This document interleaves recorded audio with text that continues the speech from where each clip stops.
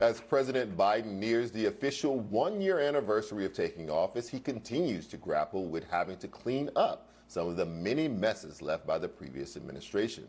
A major one has been immigration. But recent moves by the White House are raising new questions over whether the immigration horrors of the past will be reconciled and how it will all play out in a court of public opinion. Last month, the Biden administration somewhat unexpectedly halted settlement talks that could have awarded $1 billion to families separated under the Trump administration's zero-tolerance immigration policy. Lawyers for the families say talks broke down shortly after this report back in October that claimed each family member might receive up to $450,000 in compensation under the deal.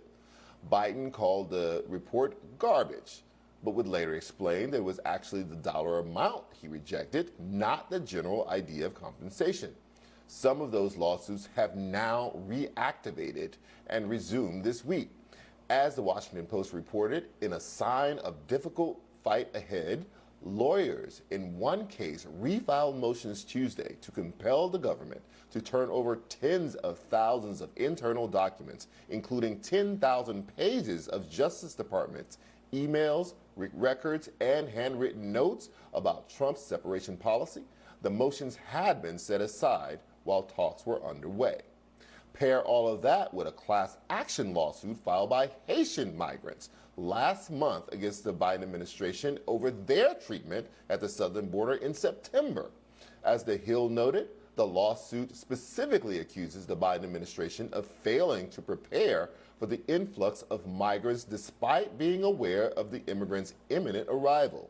It also says that the government was responsible for physical and verbal abuse of the migrants, as well as failure to provide due process because of COVID-19 policies, including Title 42, which allows for the expulsion of people for public health reasons. So, now you have an uncomfortable situation brewing for the Biden administration, which pitched itself as the opposite of the horrors of the Trump years. But there's now going to be a very public parade of people claiming abuse by the United States, suing a Democratic administration in hopes of attaining some form of restitution. And that may well prove problematic for a lot of people. Joining me now to discuss is immigrant and human rights attorney Vanessa Joseph. So, Ms. Joseph, what's the latest now on where both these lawsuits stand with the Biden administration? Well, Charles, first, I want to thank you for having me. I think that when it comes to these two lawsuits, what we have to understand is that they're still actually being disputed, being discussed.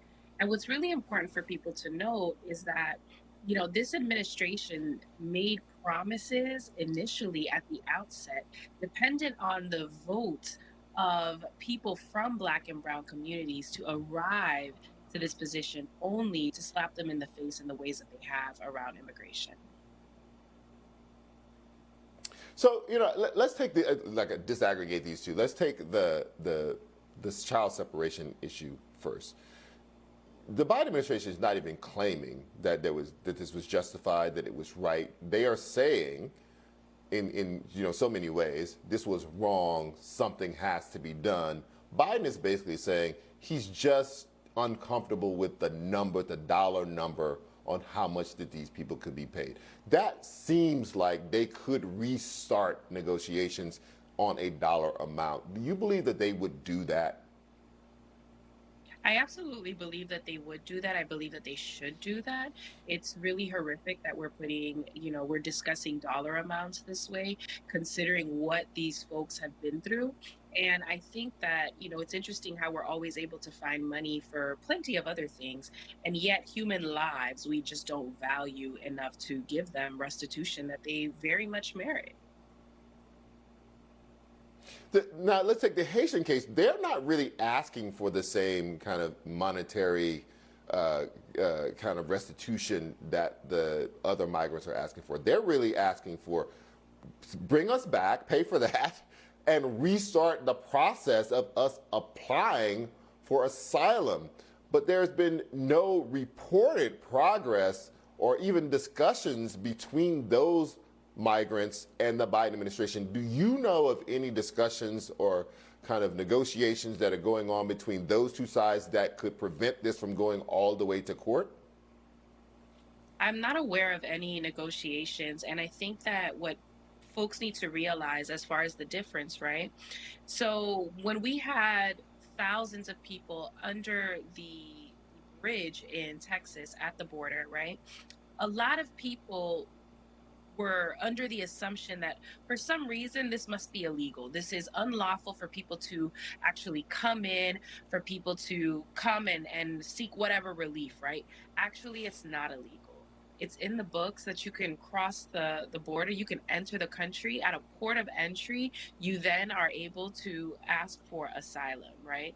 And unfortunately, we were depending on Title 42. We expelled, right? Because they didn't actually get deported, because that would make us believe that there was actually some due process where there was none. And so a lot of these folks have been expelled and really sent back to what could be imminent death for most, and an eventual death for many. Some of the migrants and many activists have basically accused the United States and the Biden administration of doing something that was illegal, which was using Title 42 in a case where it did not apply. What is your legal opinion about whether or not the United States was doing something illegal by repatriating these Haitian immigrants? At the point that folks stated that they had a fear of returning to their country, they should have been allowed due process and allowed an opportunity to present their case before a judge in immigration court.